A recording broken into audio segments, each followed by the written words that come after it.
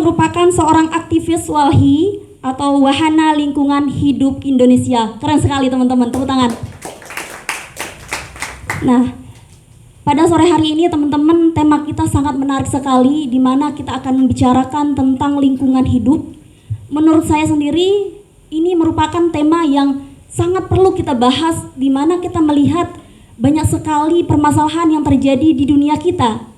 Entah itu dari polusi atau penggundulan hutan secara besar-besaran, itu akan kita bahas tuntas pada sore hari ini bersama dengan 3 pembicara hebat kita tentunya ya. Baiklah teman-teman, tanpa berpanjang kalam, saya akan selalu langsung serahkan pemateri pertama, yaitu Bang Yuga Anggana. Bagaimana melihat beliau? Ya, pemateri pertama kita ada Bang Yuga Anggana. Beliau adalah seorang pencipta lagu. Nah, menurut Bang Angga, kira-kira bagaimana nih tentang lingkungan hidup kita sekarang ini? Silahkan Bang Yuga.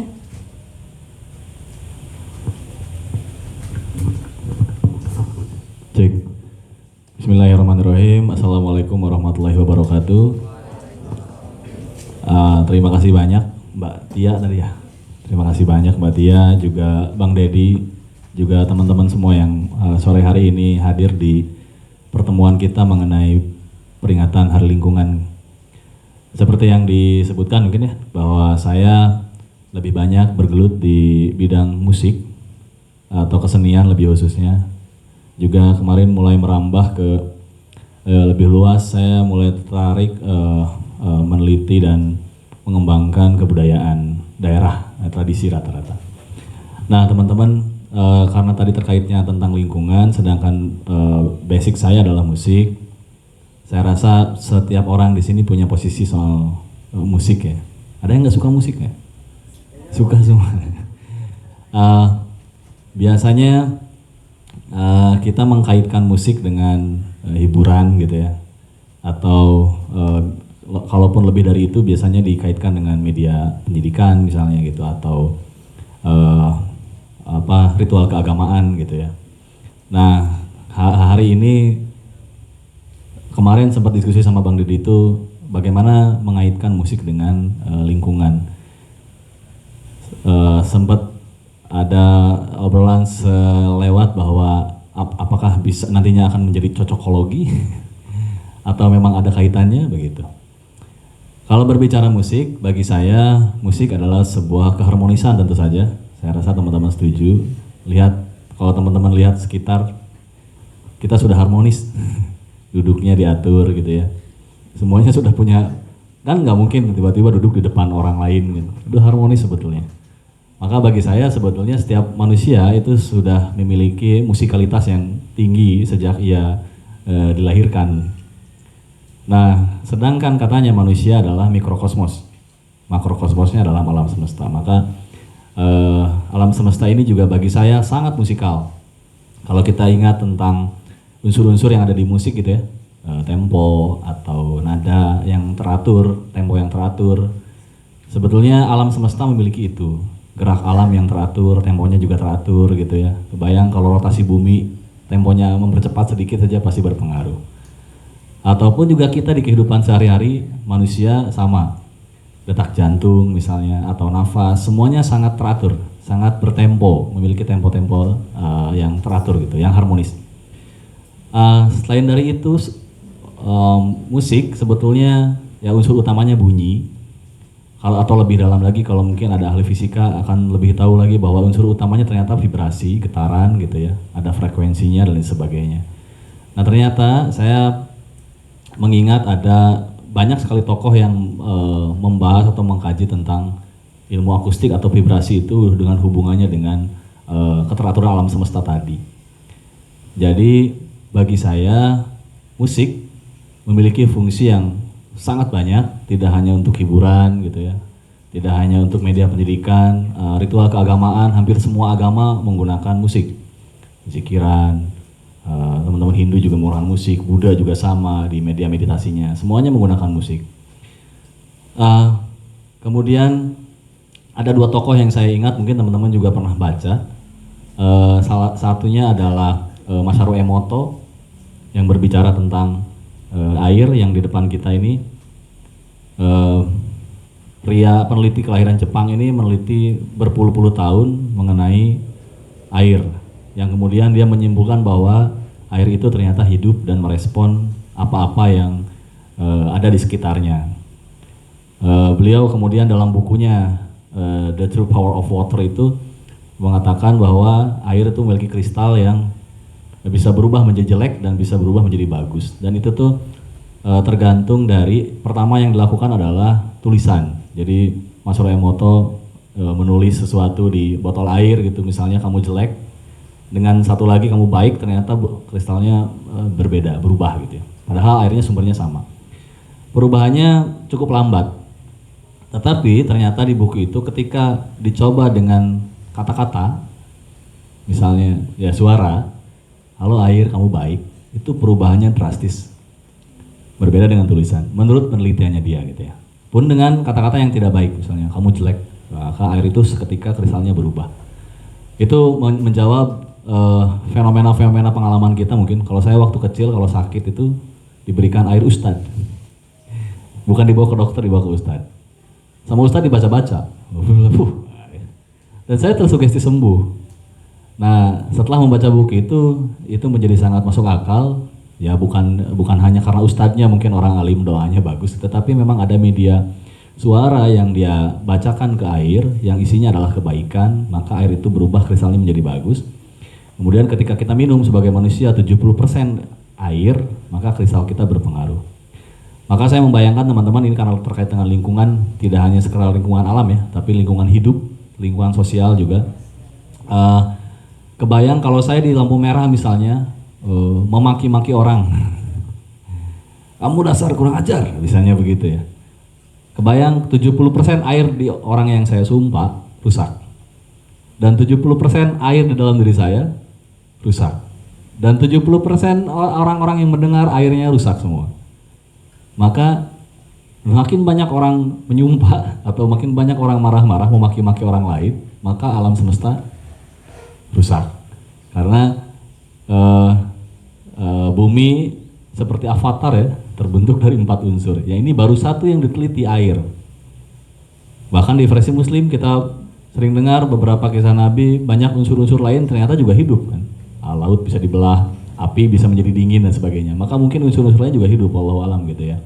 Tetapi kembali ke tadi bahwa salah satu yang mampu merubah energi dalam air atau unsur lainnya itu adalah bunyi. Nah, satu lagi teman-teman yang saya ingin ingat bersama adalah saya ingat tentang Hazrat Inayatkan. Kalau pernah dengar mungkin Bang Ocet ya, karena sering meneliti soal kereligiusan juga. Hazrat Inayatkan ini seorang sufisme dari India. Nah, dia fokus di berbicara bahwa kalau orang berbicara musik maka berbicara mistisme, karena tidak ada bentuknya. Kalau lukisan kan ada bentuknya, puisi juga ada kata-katanya. Tetapi kalau musik tidak ada bentuknya, maka mistis, gaib gitu ya. Nah, Hazrat Inayatkan menyebutkan bahwa bunyi atau musik itu sebetulnya persis seperti amplop kosong yang bisa diisi pesan apa saja yang bisa tersampaikan kepada orang lain ataupun alam semesta. Nah, yang bisa mengisi amplop itu ternyata menurut beliau adalah vibrasi dari manusia, niat dari manusia gitu ya. Jadi menurut Hazrat Inayatkan, kalau kita bermain musik yang sedih, hatinya juga sedih, maka yang tersampaikan sedih. Pun dengan yang lain, misalnya main musiknya marah-marah gitu ya, musik rock gitu, yang niatnya juga marah, sampainya marah. Tetapi sebaliknya menurut dia, bagaimanapun bentuk musiknya, misalnya musiknya bisa saja ceria, tetapi yang memainkan musiknya ternyata sedang bersedih, maka pesan yang tersampaikan bisa jadi kesedihan, katanya begitu. Maka dalam hal ini, musik kalau dari menurut 2 tokoh tadi bukan hanya sekedar hiburan ternyata gitu ya. Musik bisa banyak pengaruhnya terhadap alam semesta gitu, juga diri kita sebagai manusia. Oke, satu lagi yang ingin saya ingatkan sebelum ke narasumber yang lain, mungkin kita nanti bisa diskusi lebih banyak. Terakhir kali ini saya banyak bersentuhan dengan budaya tradisi. Di Lombok ternyata saya menemukan banyak sekali seni tradisi atau budaya tradisi yang terkait dengan alam. Saya ingat di Lombok Utara ada pawang rinjani Komunitas Pawang Rinjani ini kalau menanam pohon dia pasti melantunkan tembang, nyanyi gitu ya. Atau di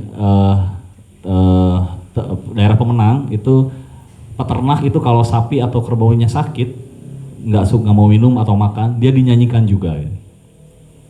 Nah mungkin masyarakat tradisi tentu saja tidak mengetahui soal teori Masaru Emoto atau Hajar Inayat kan ya, tetapi ternyata menggunakan media musik atau bunyi terhadap alam semesta, terhadap kerbau, terhadap pohon gitu ketika ditanam, itu sudah dilakukan oleh nenek moyang kita sejak zaman dulu dan sekarang sudah menjadi tradisi sampai sekarang gitu ya.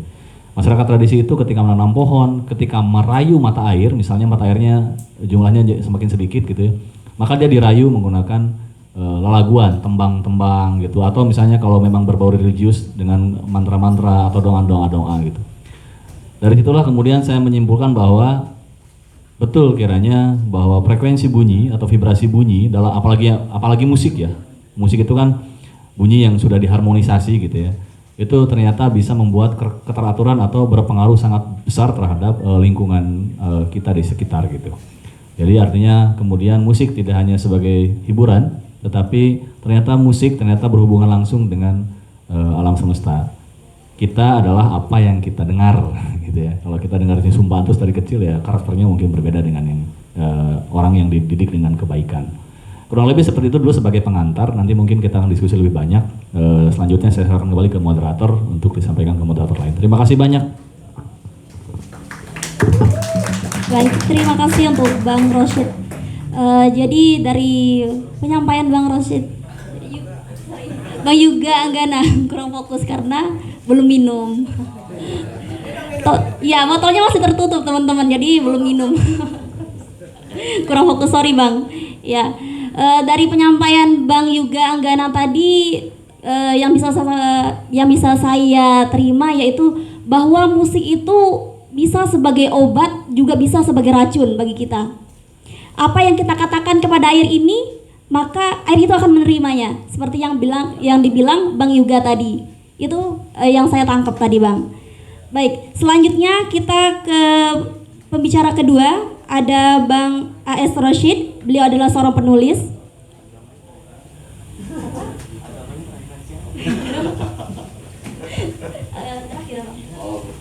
Bang Ecang dulu. Oke, jadi kata Bang A.S. Rosyid katanya terakhir. Oke, kita terima.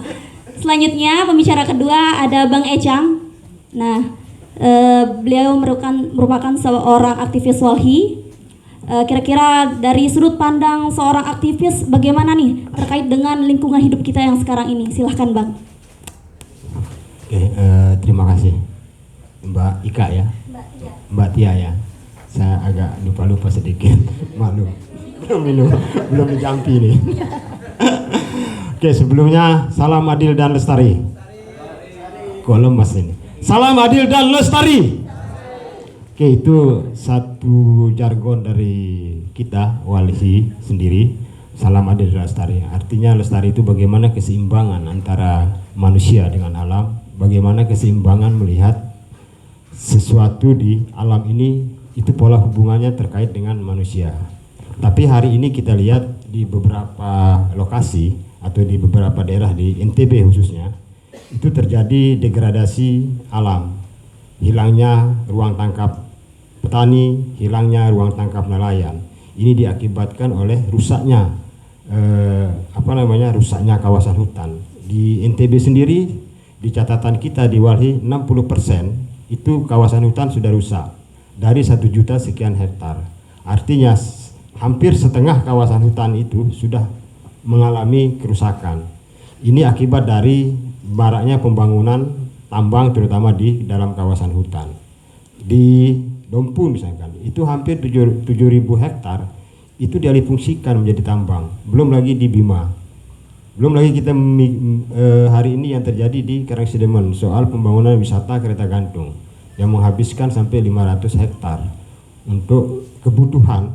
Siapa sebenarnya yang butuh ini? Apakah kita sebagai petani atau memang ini hanya semata proyek atau sekedar kalau katanya Jokowi ini proyek strategis nasional. Artinya di NTB sendiri kita lihat Jokowi di PSN, proyek strategis nasional, itu pembangunan bendungan. Yang nyata hari ini di hadapan kita sekarang Bendungan Meninting, salah satu PSN. Bagaimana kemarin terjadi banjir, yang merasakan siapa? Ya kita. Makanya saya sepakat kalau anak muda berbicara soal lingkungan. Artinya kita jarang sekali kita temukan kawan-kawan kaum muda itu berbicara soal lingkungan. Jarang sekali kita temukan kaum muda ini bagaimana dia peduli dengan lingkungan. Artinya bahwa di Walhi sendiri sekarang lagi digencarkan soal kaum muda berbicara soal lingkungan, bukan hanya soal bagaimana lingkungannya harus dijaga. Nah, di beberapa kawasan hutan ini juga maraknya terjadi proyek-proyek yang menjadi targetan dari Presiden sendiri Jokowi maupun dari Pemda. Belum lagi di kawasan pesisir. Di kawasan pesisir sendiri kita lihat kemarin ada PT AMG itu melakukan pengerukan seluas 1.300 hektar di Lombok Timur di Dalpak. Kita kembali ke utara. Hari ini ada keterancaman global hub di Lombok Utara.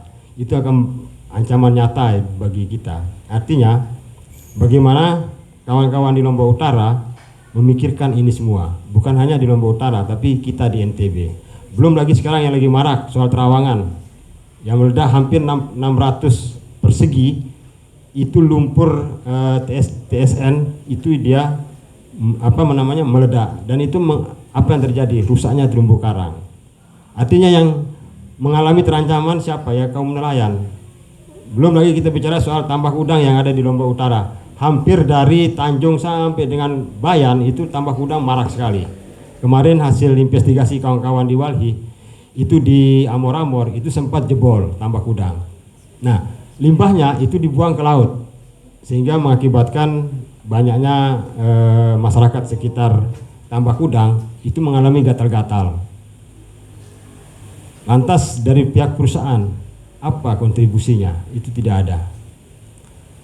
Dari pihak perusahaan sendiri hanya bilang kesalahan kalau bahasa ininya itu kesalahan mekanisnya sehingga terjadi jebol itu. Nah, Lombok Utara salah satu menjadi targetan pembangunan di Indonesia.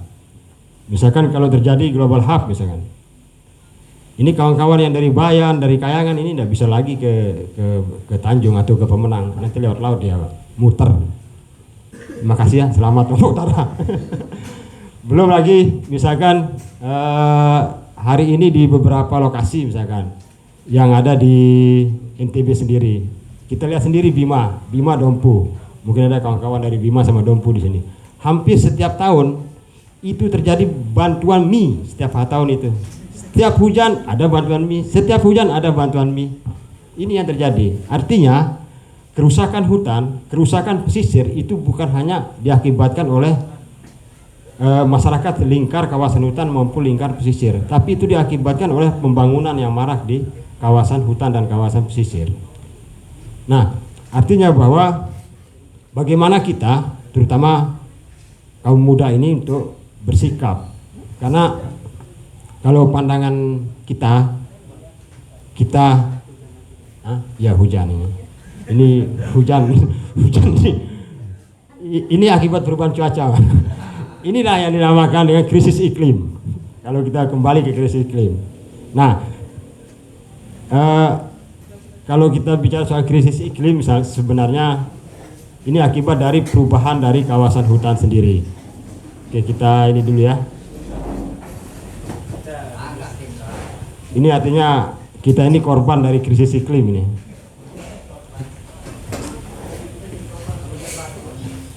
Oke kawan-kawan. Kita di Walhi sendiri itu hasil investigasi di Walhi itu terdapat banyak sekali sebenarnya investasi-investasi yang masuk di NTB sendiri. Misalkan yang di Udompu itu sekian triliun, belum lagi tambang yang ada di Dima itu sekian triliun. PSN, 4 PSN itu sekian triliun ininya investasinya. Tapi NTB sendiri salah satu nomor 5 termiskin di Indonesia. Lantas kemana investasi itu? Apakah ke perusahaan atau ke pejabat? Kita kan tidak tahu. Sampai sana belum kita investigasi sampai di sana. Tapi maraknya investasi di NTB sendiri itu mengakibatkan keterancaman ekologi yang di NTB. Misalkan yang Bima Dompu misalkan, hilangnya, rusaknya kawasan hutan, itu yang kena imbasnya itu masyarakat lingkar kawasan hutan, masyarakat yang ada di Bima sama di Dompu. Belum lagi kita bicara soal PLTU. PLTU hari ini dari mantan gubernur, wakil gubernur Rohmi mencanangkan 2030 sampai dengan 2050 NTB itu bebas dari batu bara. Tapi sampai hari ini pembangunan PLTU yang ada di Sumbawa itu lagi dibangun dengan menggunakan bahan batu bara lagi. Nah, di RUED kita, rencana energi umum daerah sendiri, itu pandangan mereka soal energi terbarukan, salah satunya geotermal yang ada di Rinjani. Karena geotermal yang di Rinjani itu bisa mencapai 96 kali sekian watt. Bisa menghidupkan atau bisa menyala sampai dengan ke Jawa. Tapi yang terjadi kalau sampai geotermal itu disedot panasnya, itu berapa kubik air yang akan dibutuhkan, karena yang diambil itu uapnya, bukan panasnya, tapi uapnya yang diambil. Nah, yang terjadi di sekitar kawasan Rinjani itu akan mengalami kekeringan, ya, termasuk Lombok Utara juga. Itu akan mengalami kekeringan, sehingga apa yang terjadi? Yang merasakan itu siapa? Ya kawan-kawan masyarakat lingkar kawasan Rinjani, terutama yang ada di Lombok Utara, Lombok Tengah misalnya, termasuk Lombok Timur bagian utara. Itu yang akan merasakan. Belum lagi kita bicara soal nelayan. Hari ini di Lombok Selatan itu kemarin mungkin pernah kita baca di koran, Luhut itu resmikan gedung rumput laut. Tapi di selatan sendiri itu tidak nyocok untuk rumput laut.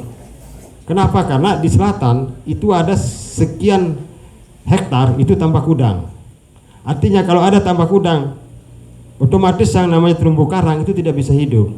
Kalau ada tambak udang, plankton akan mati. Dimanapun yang ada namanya tambak udang, tidak ada kehidupan di laut itu. Belum lagi kita bicara soal programnya Jokowi untuk tambang mutiara yang ada di selatan.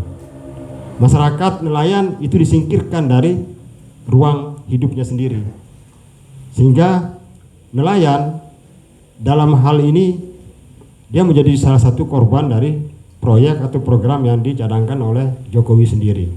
Kita bukan nggak suka sama Jokowi, tapi saya nggak sukanya itu karena terlalu banyak perpunya.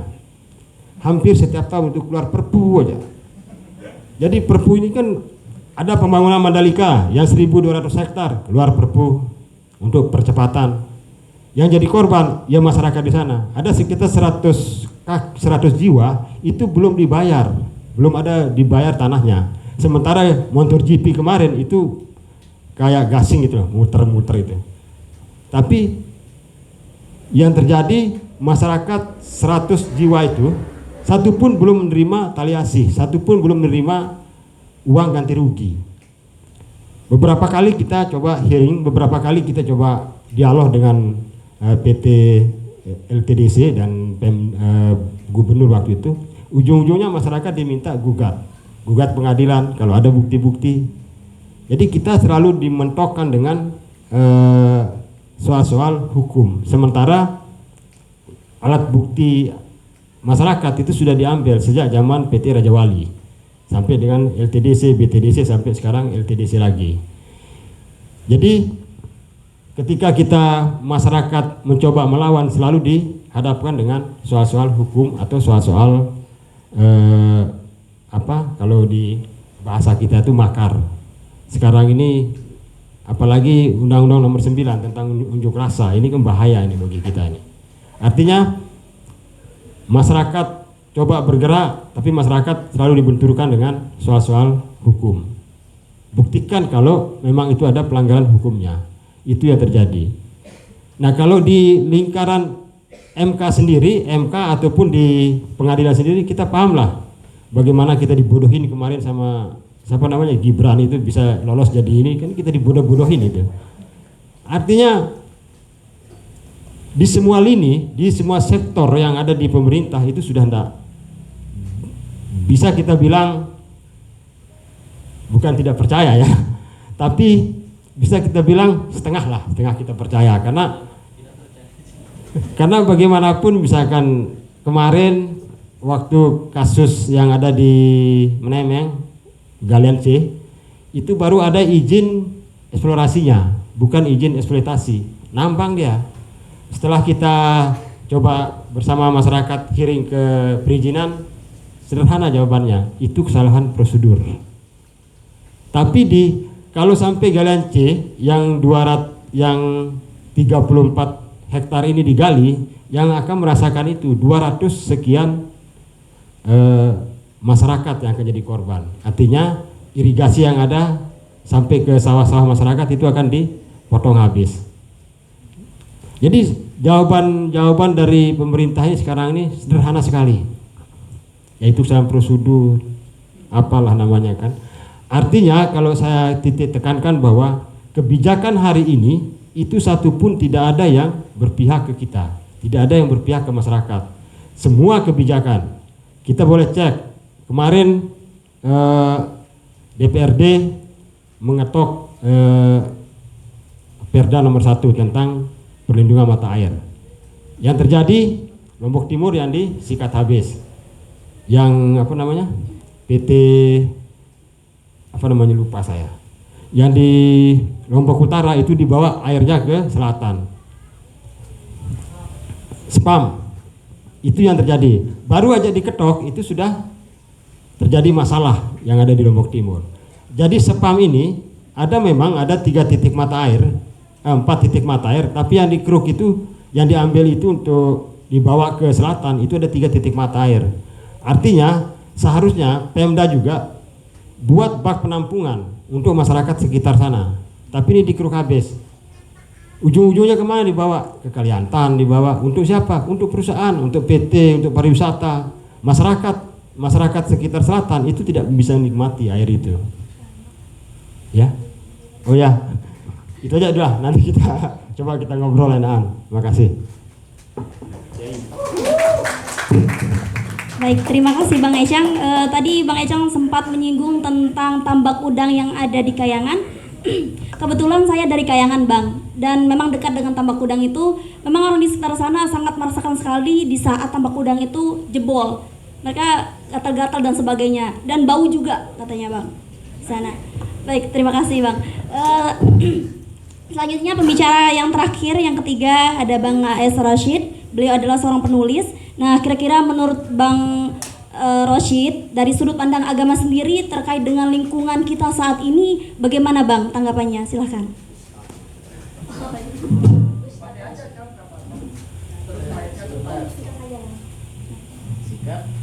Siap.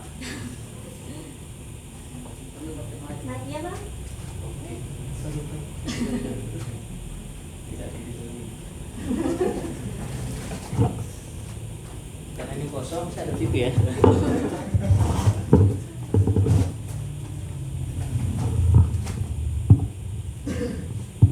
Bismillah, assalamualaikum warahmatullahi wabarakatuh.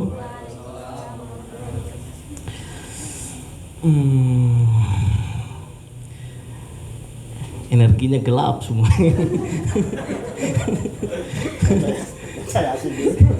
Baca Yasin ini baru kesini energinya. Belum seminggu kemarin pemerintah ngeluarin peraturan ormas keagamaan boleh mengelola tambang.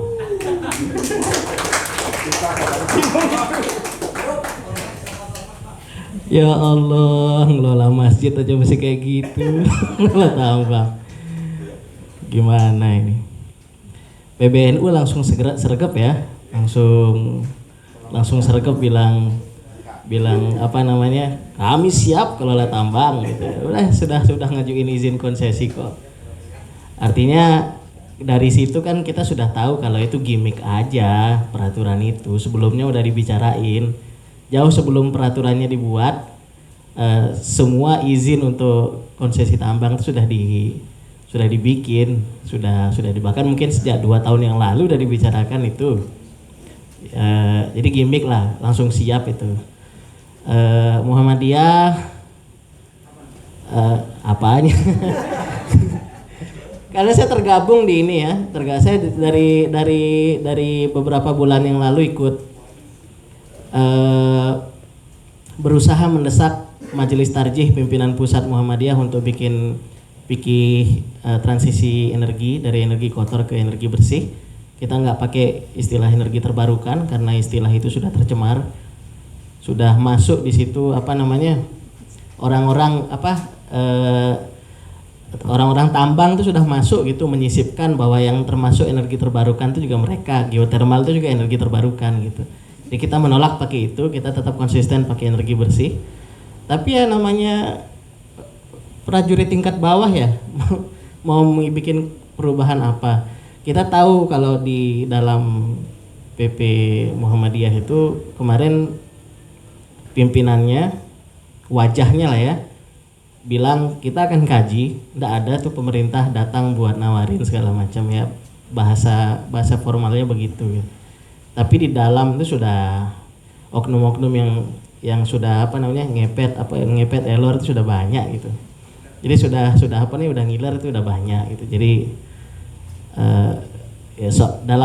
hanya soal waktu Muhammadiyah akan bilang iya untuk ikut ngelola tambang. Yang bikin terharu itu organisasi perwalian gereja-gereja Katolik ya, di ini konsisten bilang tidak, kami tidak akan menerima tawaran itu karena konsisten untuk apa namanya, bergerak di urusan rohani, kemudian konsisten juga pada sama kalamnya Paus bahwa Kristen tidak ingin masuk lagi ke dunia apa namanya pengerusakan lingkungan hidup. Kalau dibandingkan dengan Islam, Kristen itu jauh lebih maju teologi lingkungan hidupnya. Sudah lebih dulu, sudah dari mungkin bersamaan dengan Aldo Leopold tahun 1948 yang merumuskan etika tanah. Itu mereka sudah bikin itu gitu. Paus itu sudah punya sabda gitu.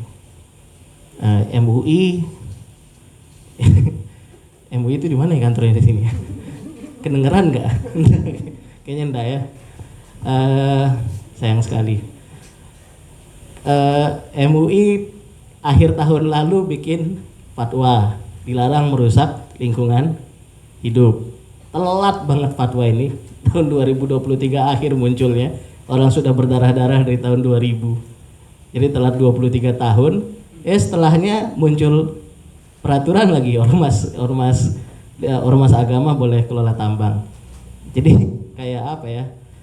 Sebenarnya ini kan permainan rezim untuk mencari backing tambahan. Ya, backingnya kan sudah banyak tuh. Punya backing senjata, itu namanya aparat. Punya backing otot, itu namanya preman. Punya backing hiu, ya orang-orang pengadilan itu, pengacara, orang hakim, ya orang-orang yang bergerak, penjahat-penjahat hukum itulah. Punya backing apa lagi?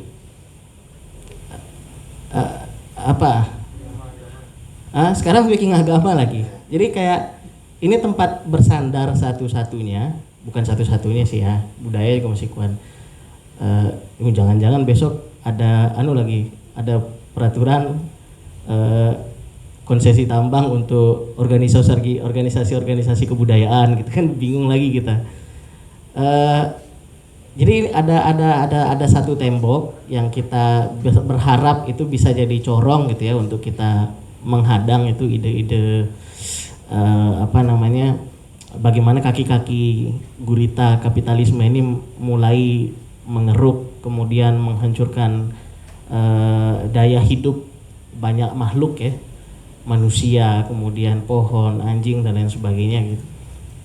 Itu mau kita hadang itu dengan agama, tapi justru peraturan ini justru bikin sandaran kita atau tembok kita itu jadi hilang satu gitu. Malah tadi ada beberapa seminar, saya kan punya dua kaki ya, kaki kanan saya Muhammadiyah, kaki kiri saya NU, jadi saya ada di dua cabang itu. Saya ikut seminar Muhammadiyah, ikut seminarnya NU di level lumayan elit, dan melihat bagaimana orang berargumen dan mulai menanyakan hal-hal tolol yang sebetulnya terlambat gitu ya. Masa kita tidak bisa mengelola, masa kita tidak boleh memanfaatkan sumber daya alam yang diberikan Allah. Ya Allah, ini pertanyaan dari kapan? We should go back to basic gitu.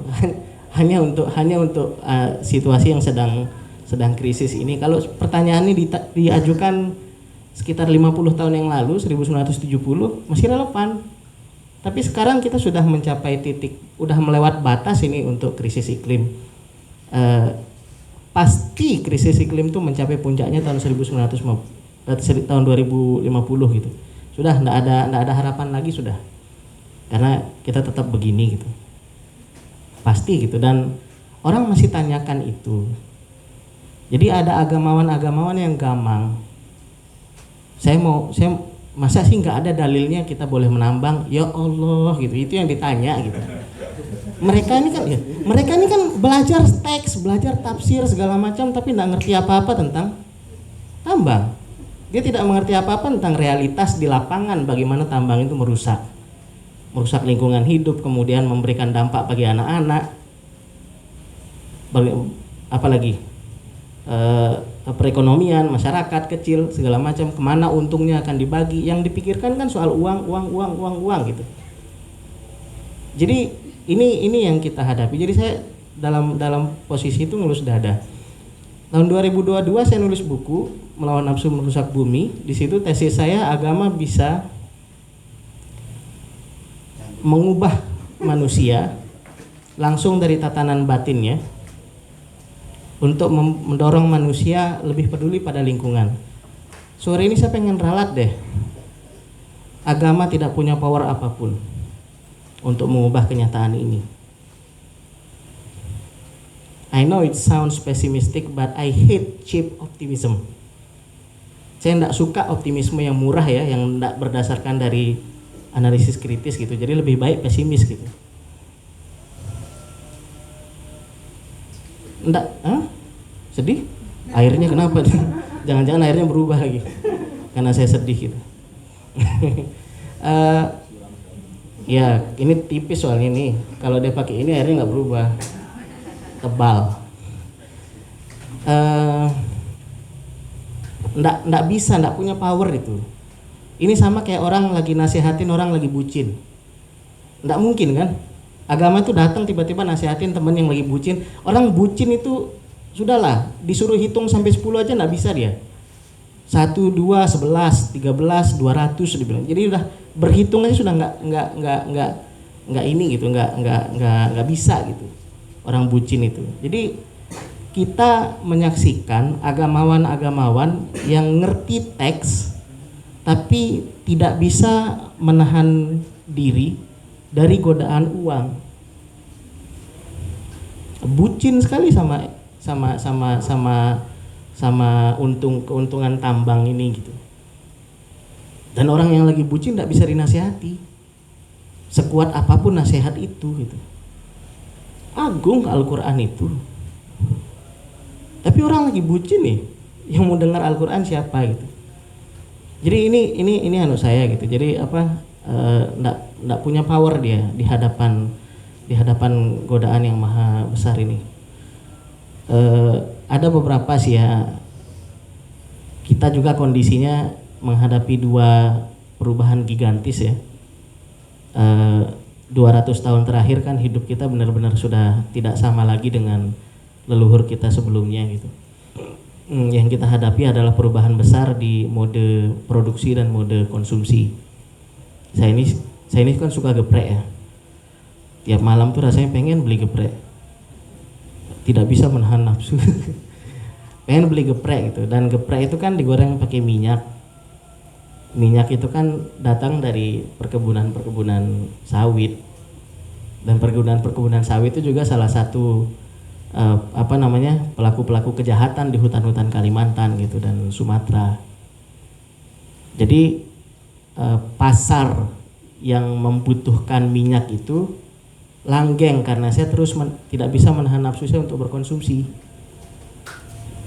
Jadi ya dipercepat, serba cepat memang. Kayak begitu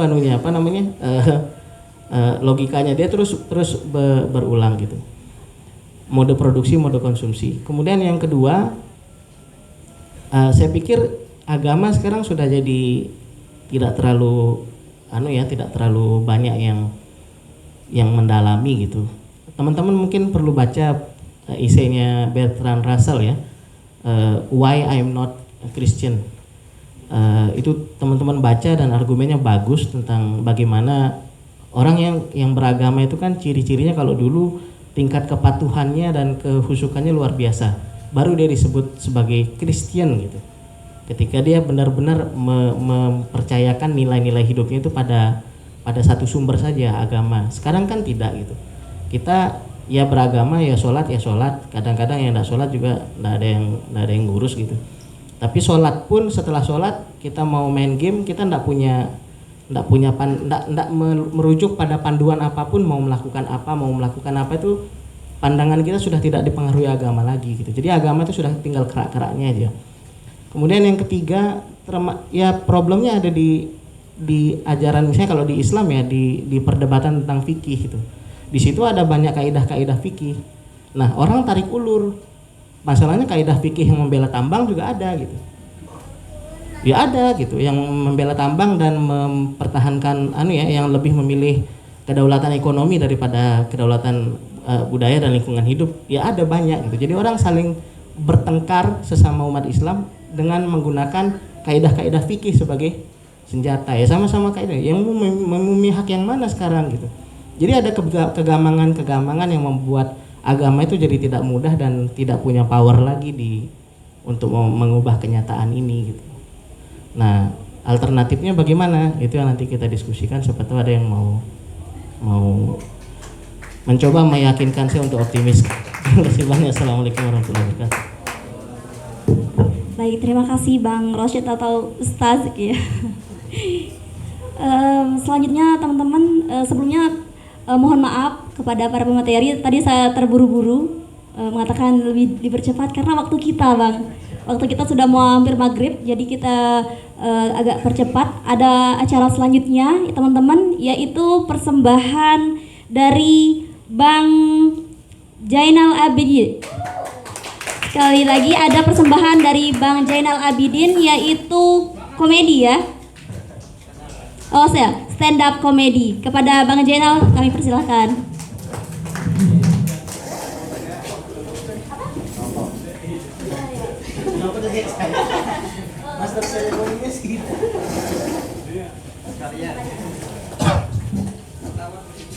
Swadikap.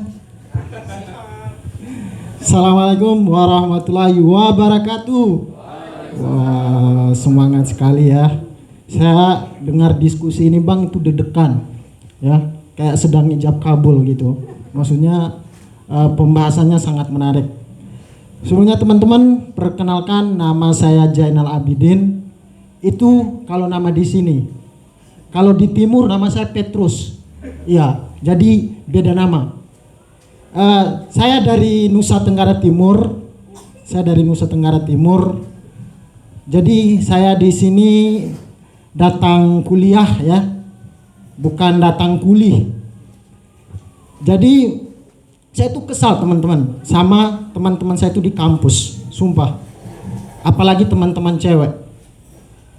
Setiap saya ketemu sama teman-teman cewek saya itu, cewek saya tuh selalu ngirain saya tuh nggak pernah mandi.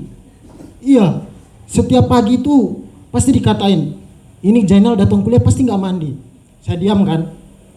Setiap hari gitu. Akhirnya pas suatu hari dia bilang lagi ke saya, ini Jainal pasti nggak mandi. Saya langsung marah. Hei Ade Nona, kalau Ade Nona tidak percaya kalau saya mandi, mari kita mandi bareng. Itu dia ketawakan, itu bulu hidungnya sampai kelihatan. Ya. Dan teman-teman, sebagai orang timur, sebenarnya orang timur itu ada sesuatu yang melekat pada orang timur sebenarnya. Untuk mengetahui kalau dia itu orang timur, itu ada sesuatu yang melekat pada diri orang timur. Yang pertama ciri fisik. Ya. Itu tanpa kita menyebutkan diri kita itu orang timur, itu orang sudah tahu kalau kita dari timur itu dilihat dari ciri fisik. Iya, tapi saya itu sebenarnya dua, Timur Tengah sama Nusa Tenggara Timur. Ya, maksudnya ya setengah maksudnya. Rambut keriting, ya kan? Kulit hitam, muka macam komodo. Ya, muka macam komodo. Ya. Dan teman-teman, saya jujur, saya bangga sekali menjadi orang timur. Ketika teman-teman saya yang lain itu biasanya yang kulitnya putih, ya jangan, orang timur tuh ada yang kulit putih juga teman-teman. Jangan disamaratakan semua. Maksudnya ada teman saya yang kulitnya putih, rambutnya lurus, itu mereka tidak ngaku orang timur. Samsul, sumber air sedekat, kau tuh orang timur, kenapa harus malu? Ya maksud saya kita harus menunjukkan bahwa diri kita itu orang timur, kita harus bangga. Apa masalahnya dengan timur gitu? Dan teman-teman, saya kemarin pas dengar informasi tentang ini, teman-teman yang di Papua itu saya kesal sekali. Ya, saking kesalnya saya tembak, saya pukul-pukul itu. Sakit sih tangan saya. Saking kesalnya. Karena kenapa teman-teman? Perlu teman-teman ketahui, kita yang dari timur itu kesehariannya itu dengan alam, teman-teman. Sumpah, saya dari kecil itu keseharian dengan alam. Jadi kita itu kalau lihat orang mendaki gunung, itu bagi kita orang timur itu sudah sehari-hari kita itu cari kayu bakar itu di gunung. Iya, belajar di laut, bahkan belajar bareng komodo juga. Iya, kita juga belajar bareng komodo. Dan teman-teman, ketika saya dengar teman-teman yang dari timur, yang dari Papua itu tempat tinggal mereka itu ditebang, itu saya kesal sekali. Ya, saya marah sekali sama orang-orang di negara ini. Ya, betul teman-teman. Dan menurut saya Pancasila itu, ini minta maaf sekali maksud saya. Pancasila itu padahal orang-orang terdahulu itu memperjuangkan Pancasila itu sampai mati-matian. Tapi sekarang nilai-nilai yang ada pada Pancasila itu menurut saya hanya formalitas semata. Ya, ini dari saya teman-teman. Contoh sila kelima, keadilan sosial bagi seluruh rakyat Indonesia. Itu tipu-tipu itu. Itu dari zamannya Meganthropus sampai zamannya si Samsul sekarang ini, itu tipu-tipu menurut saya. Karena kenapa? Keadilan sosial bagi seluruh rakyat Indonesia, tapi tidak dengan Nusa Tenggara Timur dan Papua. Padahal teman-teman, di Nusa Tenggara Timur itu ada komodo yang mendunia. Papua punya tambang emas terbesar di dunia. Tapi teman-teman di sana itu tidak dapat apa-apa. Di kampung saya, contohnya teman-teman, air jalan listrik itu belum tersedia. Ya mungkin itu saja stand up comedy dari saya. Terima kasih teman-teman, soalnya saya juga masih belajar. Terima kasih juga untuk Bang Ded sudah memberikan ruang. Sekian, wassalamualaikum warahmatullahi wabarakatuh.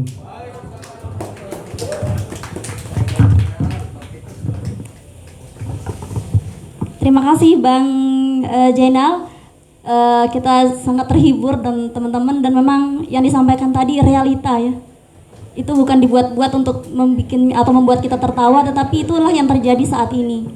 Baik, teman-teman, selanjutnya ada sesi tanya jawab. Saya menerima 3 pertanyaan. Silahkan. 1. Mana? 1 cewek, ya Bang. Ya, yang itu, yang pojok. Silakan Bang. Ya dulu.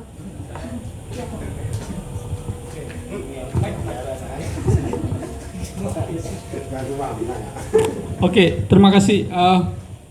Ini karena sudah terlanjur, seharusnya tadi kasih keadilan ke yang tamu ya. Ini kan tuan rumah yang ngomong. Tapi nggak apa-apa, udah terlanjur. Mungkin nanti bisa ditambah aja, karena saya langsung aja ketiganya gitu. Sebetulnya tiga-tiganya ini sengaja kami hadirkan karena mewakili apa yang selama ini nampak seperti terpisah gitu. Teman-teman yang advokasi seperti Walhi nampaknya seperti kurang nongkrong dengan teman-teman yang seniman, ataupun begitu sebaliknya, atau dengan seperti yang Ical yang tengah ini misalnya ya, yang punya kepedulian, punya concern intelektualitasnya memang bagaimana melihat lingkungan ini dari kacamata agama. Nah ini aku rasa bahwa teman baca itu perlu nih kita coba gabung tiga ini, barangkali bisa menjadi permulaan untuk kedepannya. Ayo kita coba kolaborasi bareng gitu. Kenapa tidak? Misalnya sewaktu-waktu kalau teman-teman Walhi advokasi di suatu tempat, nanti teman-teman musisi bisa hadir di situ. Gitu. Anak-anak muda juga bisa seperti itu. Terus mungkin akan ada misalnya kalau bisa misalnya kita menduduki satu tempat misalnya ya, menduduki satu tempat ya nggak apa-apa. Mungkin di situ nanti akan ada ceramah-ceramah yang tidak melulu tentang surga neraka. Nanti bisa dihadirkan Ical kayak gitu. Teman baca pengennya gitu. Makanya kami coba hadirkan tiga ini. Oke, aku langsung ke pertanyaan. Pertama, ke Bang Ecang dulu, ke Walhi. Tadi kan dihamparkan masalah-masalah saja. Jadi nampak seperti yang Ical bilang, kita jadi kayak hitam sekali dunia ini jadinya. Apalagi kita di NTT, ancamannya banyak sekali gitu. Tapi yang belum, mungkin karena waktu ya Bang ya, yang belum itu kira-kira kita punya potensi kekuatan apa sih sebetulnya untuk melawan ini, sekecil apapun dia. Kayak gitu. Gimana, apa sih potensinya gitu. Nah kalau untuk yang misalnya Ical sama Kang Yuga, ini kan irisannya agak lebih dekat gitu ya. Kalau di sini kan lebih ke soal ekonomi politik, kalau di sini kan budaya dan seni gitu. Apa sih sebetulnya yang bisa kita lakukan? Jadi sama aja sih, cuman lapangannya beda gitu. Bagaimana sih caranya kolaborasi ini memungkinkan untuk bisa kita ciptakan sepesimis apapun kita, seperti yang Ical bilang.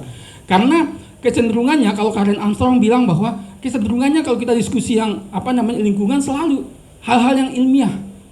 Kayak gitu, selalu sesuatu yang sifatnya rasional. Soal ozon lah, soal apa segala macam yang mungkin menimbulkan decak kagum gitu. Karena banyak istilah-istilah ilmiah, tapi itu tidak berdampak pada emosi kita untuk bertindak. Kayak gitu, hal sekecil apa enggak. Sementara hal-hal yang cerita oleh Kang Yuga tadi, mungkin kemungkinannya kita merasa bahwa itu sesuatu yang mitos, yang mistis, yang tidak masuk ke dalam akal rasional kita. Padahal seperti yang Ical bilang, sebetulnya kepercayaan agama-agama, saya coba perluas definisi agama itu ya, kepercayaan yang sifatnya spiritual. Semua tradisi-tradisi kepercayaan yang kita sebut sekarang masyarakat tradisional, itu sebetulnya menjaga lingkungan dengan mitos. Kita yang merasa diri rasional itu tidak melakukan apa-apa, justru merusak alam. Itu. Nah maksudnya saya ingin melihat ada nggak kemungkinan hal-hal yang sifatnya intelektualitas ataupun praktik di lapangan itu bisa kita satukan. Gitu. Aktivitas politik itu juga akan mengikut sertakan teman-teman yang di budaya pun di seniman. Di Bali kan sekarang teman-teman musisi juga punya kesadaran politik pada akhirnya. Misalnya sama-sama tergabung ke dalam gerakan itu dia. Itu aja sih sebetulnya dari saya. Terima kasih. Mungkin bisa ditangkap ya Bang ya. Oke.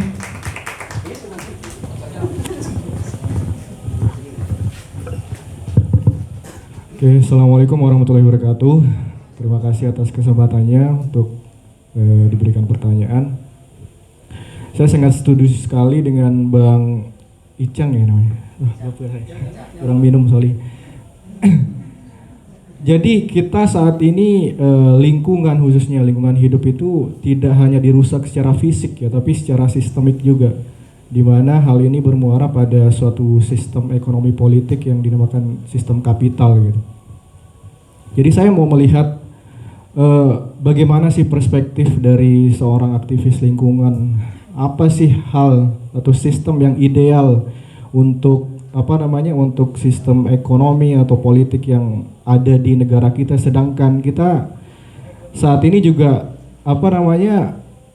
sedang berpacu dengan waktu di mana dunia sedang mengalami percepatan yang sangat sekali cepat. Makanya pemerintah kayak kelabakan atau mungkin ya asal-asalan gitu buat kebijakan. Contohnya kayak tadi yang konsesi tambang ke ke ormas kah, atau mungkin yang di Papua juga ada nanti diubah menjadi taman kelapa sawit kah, kayak gitu. Jadi saya mau melihat perspektif Bang Echang mengenai bagaimana sistem yang ideal untuk sebuah masyarakat yang berkenaan dengan azas-azas lingkungan hidup gitu. Terima kasih dari saya.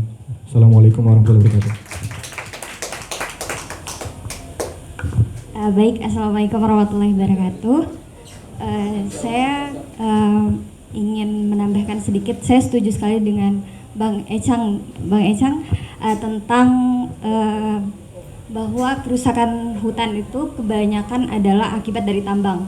Jadi saya pernah membaca sebuah artikel dari Stephen Giljon yang berjudul A Pantheoretical Assessment of Deforestation Caused by Industrial Mining, yang artinya kerusakan hutan itu sebenarnya diakibatkan oleh tambang itu sendiri. Nah, menarik juga ketika saya mempelajari bahwa Indonesia ini dulunya merupakan peringkat ke-3 hutan terluas pada 2013, lalu 2023 turun menjadi urutan ke-8. Tapi kemudian emisi karbonnya yang awalnya pada terbesar ke-10 naik sekarang pada 2022 menjadi emisi karbon terbesar ke-7, yang artinya ada peningkatan yang signifikan terhadap emisi karbon. Pertanyaan saya lebih kepada bagaimana sih tanggapan dari Bang Echang untuk kita, masyarakat muda, untuk menanggapi adanya kerusakan emisi karbon, emisi gas kaca dan lain-lain. Karena saya percaya semua solusi itu harus diawali dari kehidupan sehari-hari, baru kemudian bisa bersama-sama ke atas, semakin ke atas begitu. Terima kasih. Baik, tadi sudah ada 3 pertanyaan. Mungkin satu lagi ya teman-teman. Siapa tadi yang mau bertanya? Ya, silakan. Ini sedikit aja. Mungkin saya lebih bertanya kepada Bang yang di tengah ini. Bang siapa namanya? Bang Ical. Jadi karena menarik tadi disinggung masalah Bertrand Russell ya, tentang kekristenannya dia, maka saya pernah membaca buku Ahmad Wahid. Jadi di sana dia lebih menekankan bahwa manusia itu diciptakan otak itu untuk berpikir, bahwa bahkan berpikir tentang Tuhan pun dibolehkan di bukunya, kurang lebih seperti itu. Makanya saya mau tanyakan tentang fikih tadi itu ya, si fikih itu kan itu hasil pemikiran dari orang-orang yang mungkin kalau kata penulis siapa namanya, tenggelamnya kapal Panderwick itu Buya Hamka ya, itu sudah ketinggalan zaman kita menggunakan itu sebenarnya. Makanya jadi ya tentang fikih yang membolehkan tambang dan tidak membolehkan, secara pemikiran kita sebagai manusia umum yang diberikan otak itu, bisa nggak kita mengatakan bahwa tentang fikih yang mengatakan bahwa tambang itu boleh, bisa nggak kita rubah menjadi hal yang tidak harus kita gunakan dan tidak harus kita lihat lagi, kurang lebih seperti itu ya fikihnya gitu ya. Baik, terima kasih teman-teman atas pertanyaannya. Mungkin langsung dijawab saja oleh Bang Echang.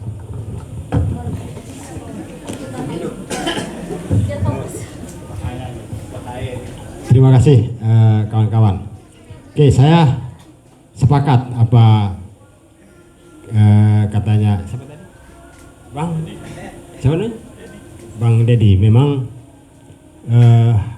akhir-akhir ini kita lihat banyak sekali beberapa, ya kita tidak bisa pungkiri beberapa organisasi baik itu di mahasiswa, bahkan NGO sendiri itu jarang sekali berbicara soal lingkungan. Itu kita yakin, kita coba melihat sendiri. Begitu juga di beberapa terutama kalau bahasanya Bang Ical, bahwa ini kayaknya dikasih lupa ini bahwa memang agama hari ini dengan kebijakan Jokowi membolehkan ormas agama untuk menambang itu kan sangat inilah bagi kita itu. Artinya saya sepakat adanya kolaborasi antara beberapa elemen gerak ini untuk bersama-sama mengkampanyekan soal keterancaman dari krisis iklim ini. Saya teringat pernah saya diceritakan dulu sama bapak saya, masih saya kecil, bagaimana siar Islam masuk di Indonesia itu tidak terlepas dari 3 elemen. Itu soal dakwah, seni, dan budaya. Itu yang kolaborasi ini itu menyebabkan Islam itu menjadi besar. Ya waktu saya tidur lah diceritakan kan. Jadi lupa ingat saya. Jadi itu, saya sepakat ketika kawan-kawan walhi buat acara, saya sepakat adanya kawan-kawan yang dari seni untuk menyiarkan soal dampak dari lingkungan lewat seninya, lewat kampanye musiknya. Itu saya sepakat. Karena hari ini sadar nggak sadar kita, hampir semua kawan-kawan pemuda itu jarang sekali berbicara lingkungan. Tapi ketika akan disentuh dengan apa yang menjadi kebiasaannya mereka, menjadi budayanya mereka, ini akan mengena. Hari ini kawan-kawan pemuda hobi musik, kenapa tidak kita kampanyekan lewat musik? Kawan-kawan tokoh-tokoh agama hobi dengan dakwahnya, kenapa tidak kita kampanyekan kerusakan lingkungan lewat agama? Saya sepakat apa yang dikatakan tadi. Dan soal-soal hari ini di negara kita, sadar nggak sadar, itu kita sudah dicengkokin dengan sistem imperialisme, bukan lagi kapitalisme, gitu ah. Tapi ini sudah imperialisme.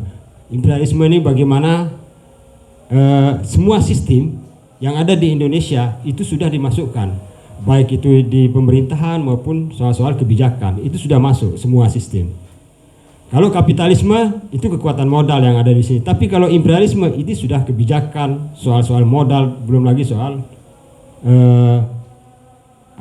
soal-soal pengaruh-pengaruh yang sangat besar hari ini.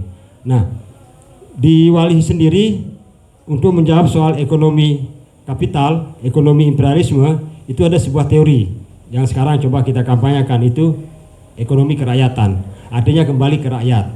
Semua apa yang terjadi kembali ke rakyat. Bagaimana soal ketahanan pangan misal, tiba-tiba nanam jagung di polybag, ini kan aneh. Apakah itu ketahanan pangan? Tidak juga kan? Artinya coba kita belajar dari kawan-kawan di Lombok Utara, masyarakat adat di Lombok Utara.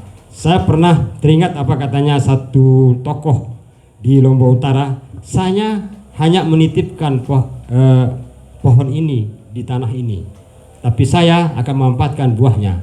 Artinya masyarakat Lombok Utara ketika dia masuk hutan, dia akan melakukan ritual. Ritual ini bukan hanya untuk ritual biasa, tapi itu menghormati alam. Dia menghargai bahwa alam ini sudah memberikan hidup bagi mereka, bahwa alam ini adalah berbicara juga, bukan hanya untuk kita ritual-ritual aja, tapi dia berbicara ke kita bahwa saya ini juga perlu dijaga, saya ini alam ini perlu dijaga. Artinya ekonomi kerakyatan itu mengembalikan fungsi dari ketahanan pangan yang ada di lokal. Satu contoh misalkan yang ada di Lombok Utara sekarang ini kan lagi di sana itu ada namanya jambu mente ya, yang lagi marah itu.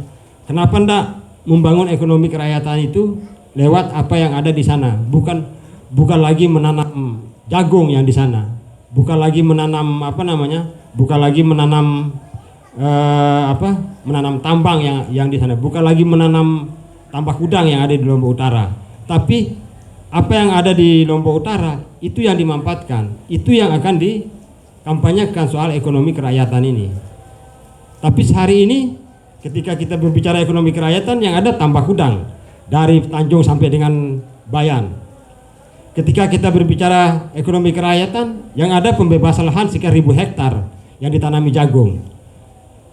Artinya bahwa program-program hari ini itu tidak pernah melihat soal ekonomi kerakyatan dan kearifan lokal yang ada di satu wilayah itu. Itu yang terjadi. Tar dulu.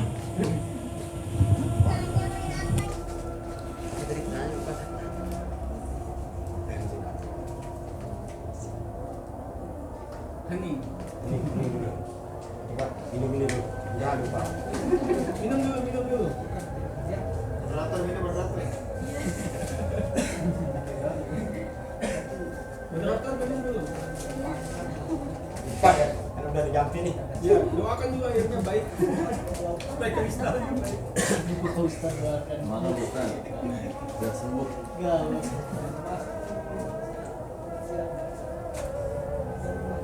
Insyaallah kita akan menghidupkan.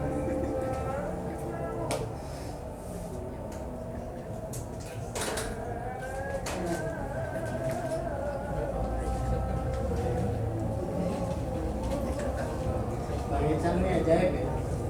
Pas sudah hari lalu malam baru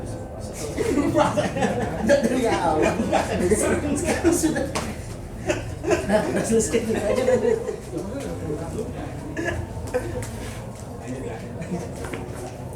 Oke, udah selesai aja nih. Sorry tadi saya terlalu asik, lupa diketok. Kalau di kita sholat ada yang diketok itu berarti kita jamaah. Tapi ada kawan saya diketok dia lupa kalau dia lagi ada apa ada bilang. Jadi itu terjadi. Oke, soal emisi karbon hari ini kita lihat di beberapa media bahwa Indonesia lagi dikutuk oleh negara-negara maju, negara-negara kapital kayak Amerika, Jepang, sama negara-negara kapital bahwa kenapa Indonesia yang rusak hutan. Dia lupa kalau modalnya dia dari modal itu dari dia sendiri. Itu yang terjadi. Jadi kampanye soal naiknya emisi karbon di Indonesia itu adalah kampanyenya Jokowi. Bahwa tapi pada kenyataannya Indonesia itu paling rendah emisi karbonnya. Artinya Indonesia ini bukan penyumbang karbon terbesar. Tapi kalau kita lihat dari beberapa catatan-catatan yang ada di WALHI, salah satu penyumbang karbon terbesar ini salah satunya apa namanya? Mangrove. Tapi mangrove sendiri itu banyak yang dirusak. Mangrove sendiri. Di Mandalika misalkan ada 5.000 hektar mangrove dirusak untuk pembangunan Mandalika. Belum lagi yang di Lombok Utara. Lombok Utara untuk pembangunan tambak udang ada sekitar 1.000 hektar. Di Trawangan pembangunan PT BAT ada 4 hektar yang dirusak mangrove. Itu yang terjadi. Jadi kampanye-kampanyenya Jokowi soal emisi karbon ini adalah kampanye-kampanye yang untuk menindakbobokkan kita sebenarnya. Tapi banyak hal juga yang harus kita lihat. Kita tidak bisa melihat satu sisi dari kampanye Jokowi, tapi kita lihat satu sisi seperti apa keadaan yang ada di masyarakat. Itu yang terjadi. Nah, sebenarnya kalau kita lihat sendiri bagaimana kondisi lingkungan yang ada di NTB sendiri, bisa kita bilang sangat parah. Kalau kita bilang kondisi lingkungan kita sangat parah. Belum lagi kita bicara soal sampah. Bicara sampah, hasil penelitian kawan-kawan WALHI dalam 1 liter air itu mengandung 900 sekian partikel partikel plastik dalam 1 liter air. Ini hasil penelitian kita. Nah, itu hasil penelitian di 5 sungai besar yang ada di Mataram. Salah satunya Kokoning misalkan, Koko Jangkok, itu kemarin kita lakukan. Artinya kita bukan hanya diserang dari satu sektor, tapi dari segi sistem kebijakan semua kita diserang. Nah, soal sampah yang bertanggung jawab siapa? Masa masyarakat? Ya, produksi seharusnya yang bertanggung jawab. Makanya WALHI kemarin kampanyakan soal sampah dan dia coba mengumpulkan sampah-sampah plastik, baik itu dari mungkin produk-produk itu lupa saya L'Oreal kayak apa namanya kan, itu kita kirim lagi ke perusahaannya. Ini loh sampahmu yang ada di NTB, bagaimana tanggung jawabmu perusahaan. Itu sekarang ini yang coba kita kampanyakan, soal-soal sampah, soal lingkungan, dan soal-soal keterancaman ekologi yang ada di NTB sendiri. Terima kasih Ustaz. Sorry Ustaz. Ini udah azan, mau pakai fikih atau enggak? Pertanyaannya relevan.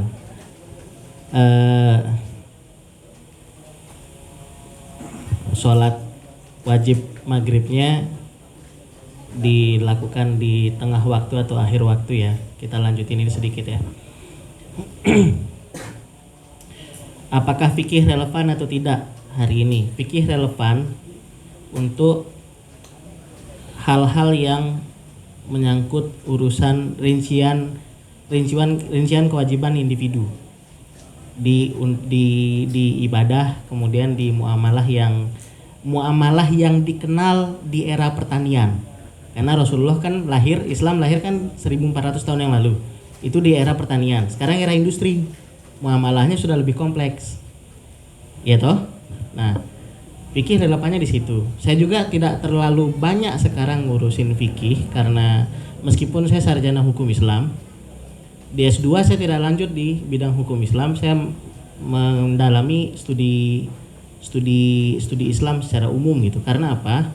Karena yang saya dalami itu sudah maqasidus syariah lagi, bukan usul fikih. Kalau maqasidus syariah itu sudah lebih relevan dia. Dia sudah ambil nilainya, kemudian kawin sama ilmu pengetahuan yang relevan untuk isu itu. Jadi yang dirujuk itu ilmu pengetahuan yang relevan itu gitu. Karena asumsinya fisika itu Islam. Fisika itu ilmu agama. Geoteknologi itu ilmu agama. Ilmu ekologi itu ilmu agama. Jadi dirujuk ke sana dulu, baru dilihat nilainya dalam Islam. Kalau maqasidus syariah, kalau usul fikih hasilnya adalah perdebatan kayak tadi. Teologi juga sama. Misalnya yang kita kenalkan yang sering debat itu Asy'ariyah sama Mu'tazilah. Ya kan? Menurut Asy'ariyah, alam itu nilainya terdapat pada teks. Nah, ya itu ada orang kelompok orang beribu tahun yang lalu, 1200 tahun yang lalu orang debat ya.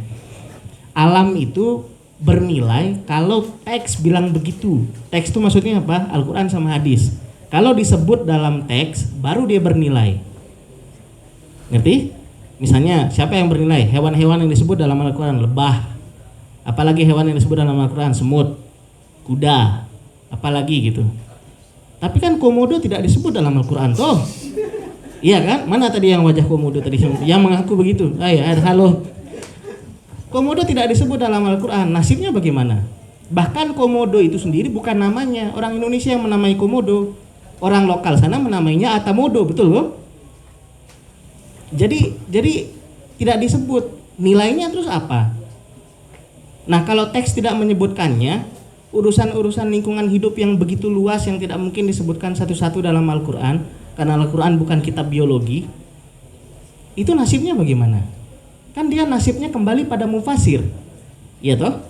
Berarti status alam, haknya, kodratnya dikonstruk oleh manusia yang menjadi juru bicara Al-Qur'an. Lagi-lagi alam jatuh tidak lagi punya hak gitu, nilai intrinsik, karena manusia yang menentukannya. Mu'tazilah juga sama, dia bilang tidak di dalam teks tapi di dalam diri alam itu sendiri. Ada di luar, teks itu cuma nunjukin aja. Jadi semut itu bernilai bukan karena teks menyatakan nilainya, tapi karena memang dia bernilai gitu. Teks itu cuma merujuk aja gitu.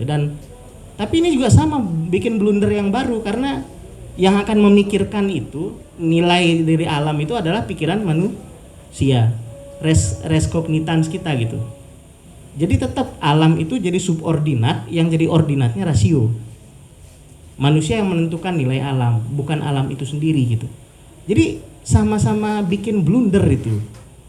Kalau dia hanya berkutat pada teks. Jadi saya sepakat dalam hal ini harus kawin usul fikih sama ilmu-ilmu yang mutakhir, ilmu ekologi, ilmu yang lain-lain gitu. Baru dia bisa. Nah, ini juga yang akan membuka ruang kemungkinan apa yang kita perlukan ya untuk dakwah lingkungan hidup gitu. Karena saya sudah tidak terlalu percaya lagi pada keampuhan ceramah. Ceramah itu tidak membangkitkan apapun. Islam itu punya banyak sekali dalil tentang jangan mencuri. Ceramahin aja di masjid tiap minggu. Pencurian tetap banyak tuh. Karena tidak mencuri itu bukan soal pemahaman, tapi soal keterampilan. Lah iya kan? Keterampilan untuk tidak mengambil sesuatu yang bukan punya kita gitu. Ini soal keterampilan gitu. Nah, bagaimana cara membangun keterampilan itu? Kalau ngerujuk ke pemikirannya siapa? Arnainais. Dia kan pemikiran ekologinya udah bukan tidak berhenti pada pemikiran lagi, tapi lanjut ke aktivisme. Dia itu menjalin menyatakan diri sebagai saya bersaudara dengan gunung yang ini gitu. Dan dia tinggal di situ untuk mencoba ragam alternatif gaya hidup yang ramah lingkungan, yang penuh penghormatan. Saya pikir ini tidak ada bedanya dengan yang dilakukan misalnya sama Mami Agus Faturrahman yang rumahnya di sini. Mami Agus Faturrahman mengumpulkan orang, setiap bulan dia naik ke hutan rahasia di gawah tua di sini yang naiknya lewat Lombok Timur. Ya pokoknya ada tempat lah situs yang punya hubungan dengan Islam agak sangat tua sekali di situ.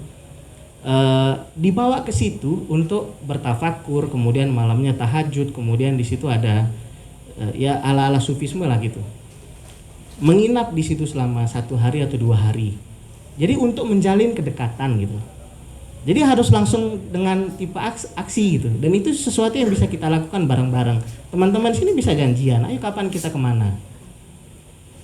Kita coba gitu. Kita kawinkan dengan yang tadi gitu. Masak pop mie tapi diazanin dulu gitu. Coba eksperimen aja gitu. Kira-kira kuahnya bisa jadi bagus atau enggak gitu.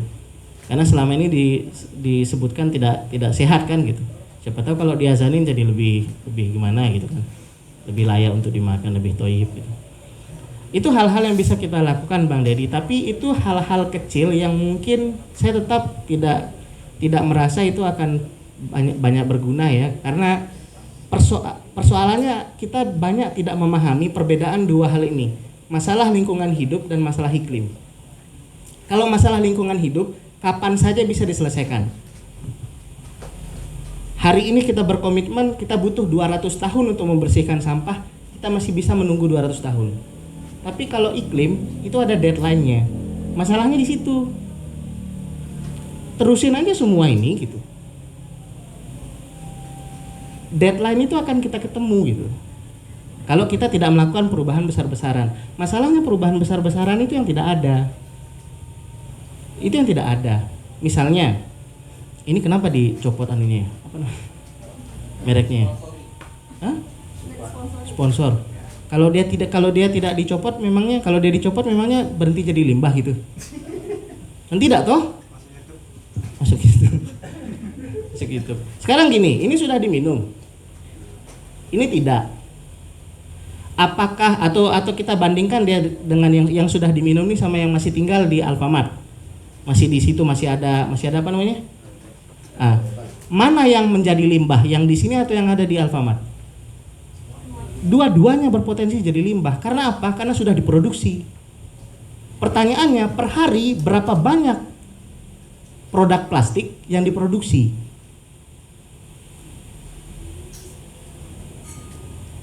Halo.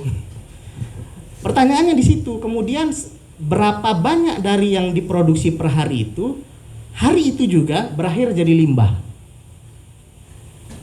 Itu per hari hitungannya. Kalikan 23 tahun, kalikan 50 tahun. Ente mau kayak apa namanya? Grup apa namanya? Grup yang suka Pandawara ya namanya. Yang suka bersihin pantai itu, bersihin aja pantai. Sampai Gempor karena tetap di hulu, tetap diproduksi ya tetap akan ada limbah gitu. Masalah tidak selesai gitu. Sedangkan apa? Krisis iklim itu punya deadline gitu. Kesini aja kita masih ngumbar emisi toh karbon. Ini letak problem dasarnya gitu. Ada perbedaan yang kita tidak ingin itu dibahas gitu.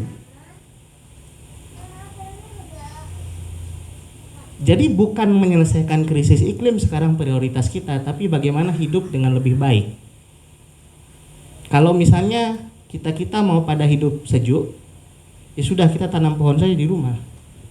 Punya lahan, ya jangan digunakan untuk pembangunan semua. Sisakan 50% itu ruang untuk ruang terbuka hijau. Ajak teman-teman melakukan hal itu. Tidak untuk menyelamatkan bumi terlalu besar untuk bisa kita selamatkan. Dia punya logikanya sendiri untuk saya mau sembuh, saya sudah disakiti terlalu banyak. Saya mau sembuh. Dengan sembuh, namanya orang kalau mau sembuh kan untuk membunuh kuman kan saya harus demam gitu. Saya harus panas gitu.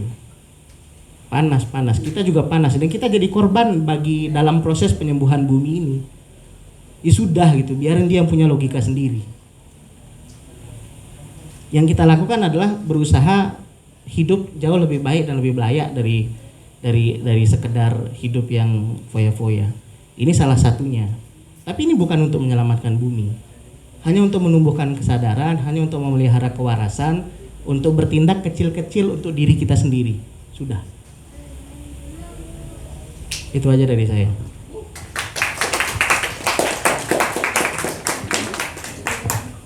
Wah, masih ada waktu. Baik. Malah kalau dari obrolan tadi kayaknya rasanya saya yang paling gak nyambung gitu ya. Ternyata Bang Deddy masih aja berusaha mengkaitkan antara kesenian dengan keagamaan juga dengan apa lingkungan gitu. Kalau saya sebetulnya bagi saya tidak terlalu pesimistik. Saya lihat di kutipan-kutipan terakhirnya justru malah ada optimisnya juga kok.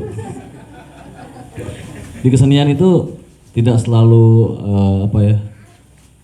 dia berbicara soal estetika, etika gitu kan ya.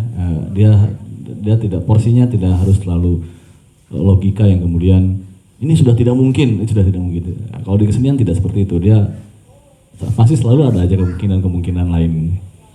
Harapan-harapan itu masih selalu ada gitu. Di kesenian kan seperti itu. Ya, artinya tidak hanya selalu memakai kepala, jadi insting juga muncul gitu.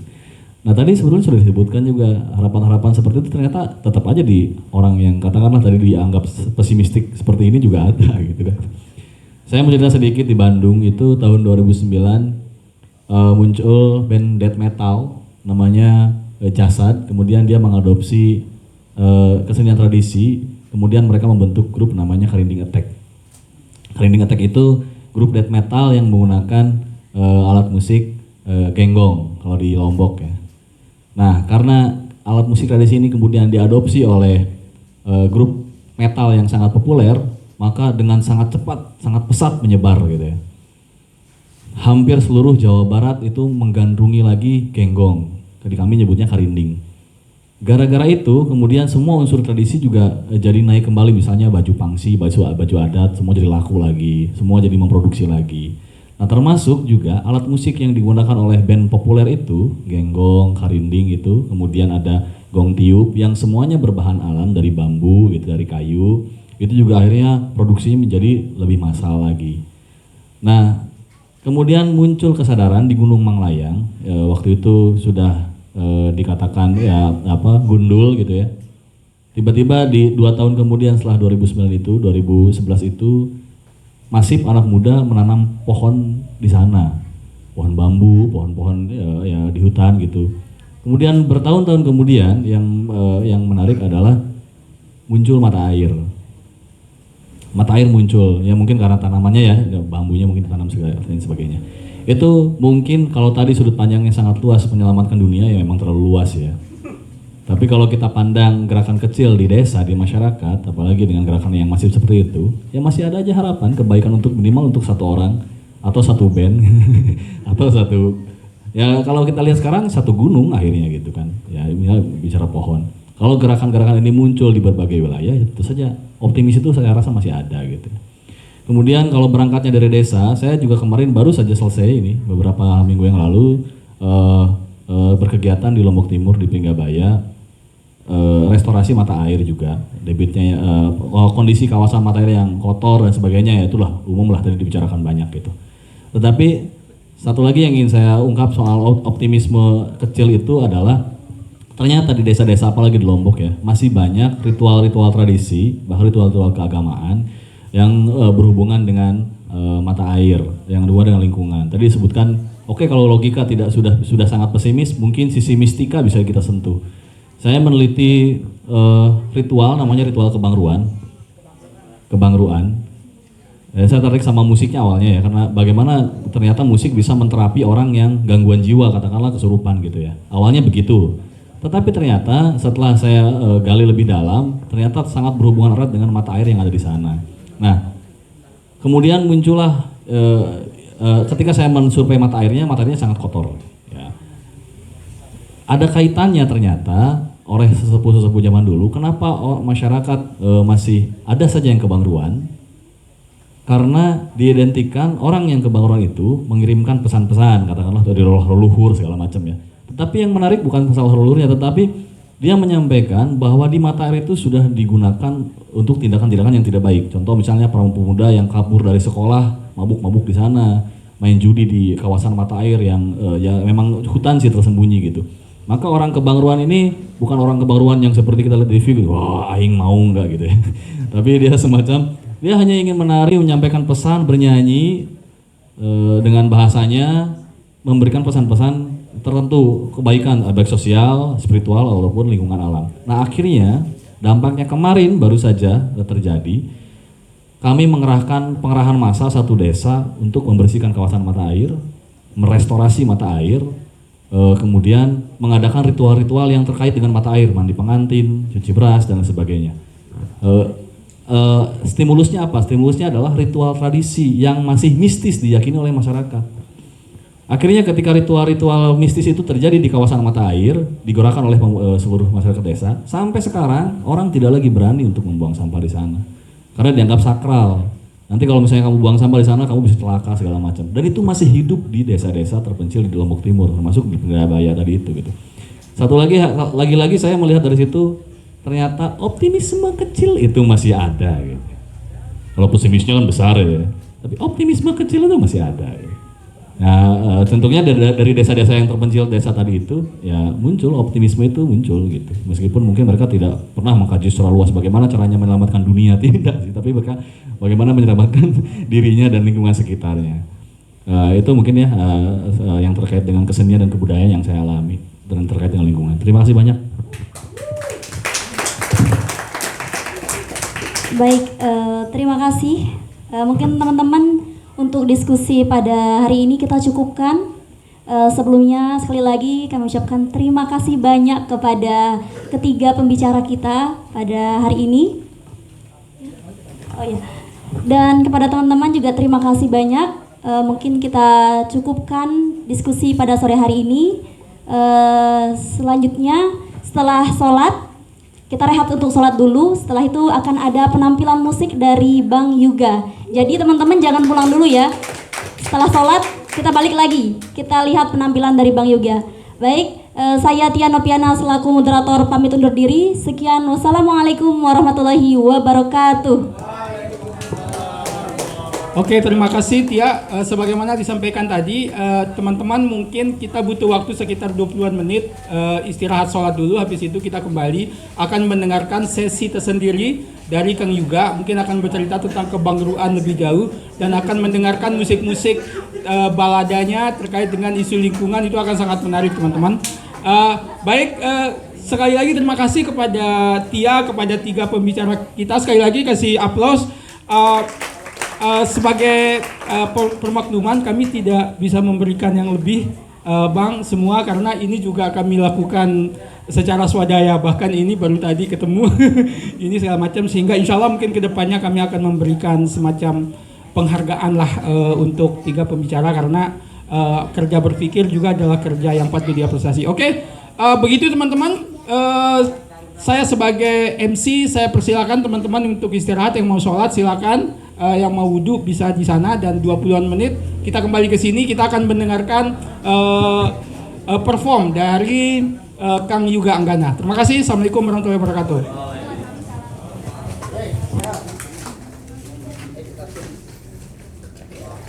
Jangan dulu balik ya teman-teman ya.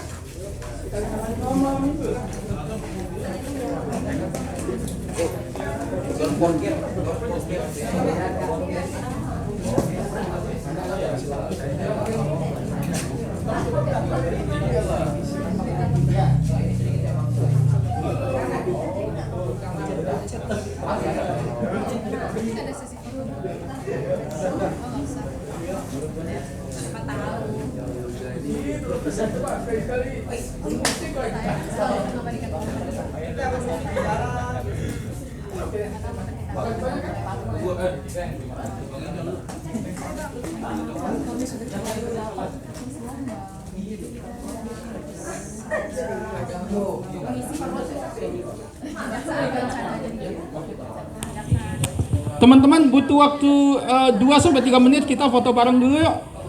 Yuk.